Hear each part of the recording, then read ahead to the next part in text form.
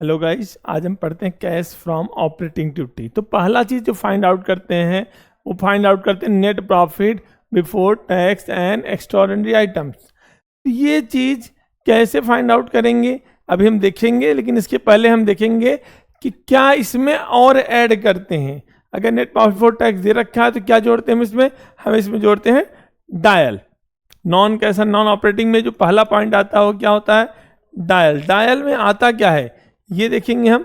तो डायल में D for depreciation, I for interest, A for amortisation and L for आता है loss. Loss on sale of assets.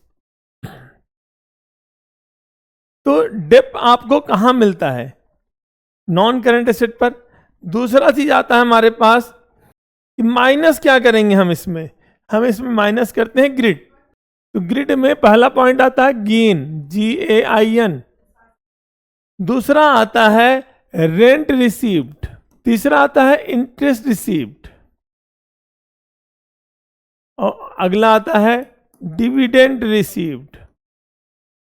ये तीनों चीज आपको एडजस्टमेंट में मिलने वाली हैं, चारों चीजें।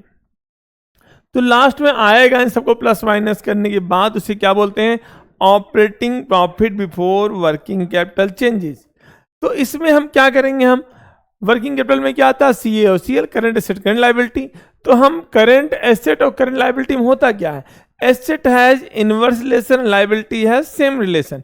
लायबिलिटी बढ़ रही है तो हम प्लस कर रहे हैं और लायबिलिटी कम हो रही है तो माइनस कर रहे हैं।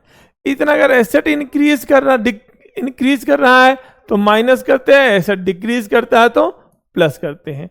बट यहां भी सारे करंट एसेट करंट लायबिलिटी नहीं लेते। जैसे लायबिलिटीज में हम क्या नहीं लेते हैं, हम शॉर्ट टर्म बारोइंग नहीं लेंगे,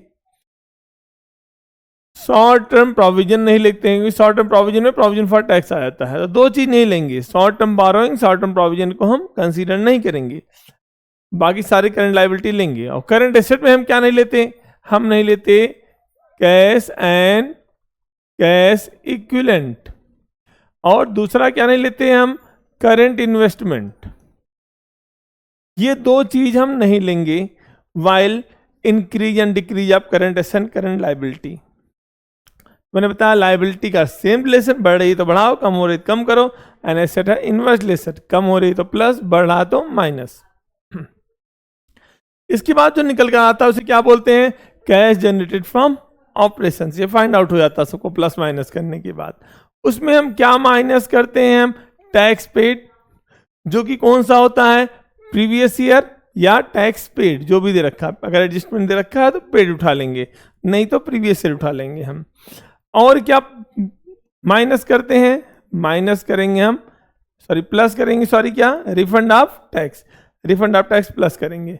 और क्या करते हैं, एक्स्ट्राऑर्डिनरी आइटम में एक्स्ट्राऑर्डिनरी इनकम क्या करेंगे हम, प्लस, एक्स्ट्राऑर्डिनरी एक्सपेंस होगा क्या करेंगे हम, माइनस करेंगे। तो इसके बाद जो आता है उसे क्या बोलते हैं, नेट कैश जनरेटेड या used in operating activity. Plus में आ रहा है तो नेट कैश जनरेटेड, माइनस आ रहा है तो यूज्ड इन ऑपरेटिंग एक्टिविटीज। तो अगर हम फिर से ग्रो थ्रू कर लें इसका, तो क्या पहला पॉइंट था हमारे पास तो पहला पॉइंट था net profit before tax and extraordinary item.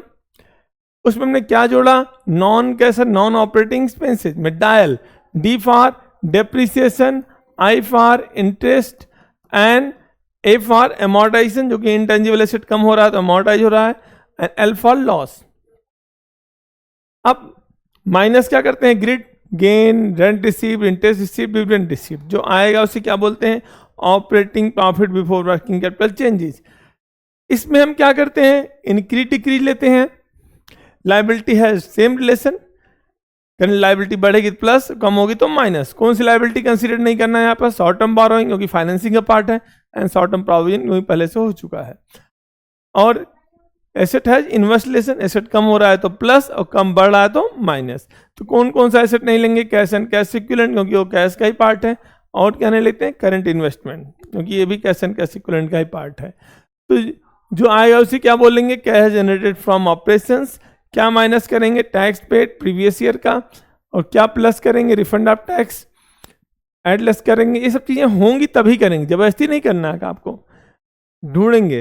Extraordinary item income है तो प्लस, एक्सपेंस है तो माइनस, एंड नेट जो आंसर आएगा वो क्या होगा, कैश जनरेटेड या यूज्ड। प्लस में आ रहा जनरेटेड, माइनस में आ रहा तो यूज्ड।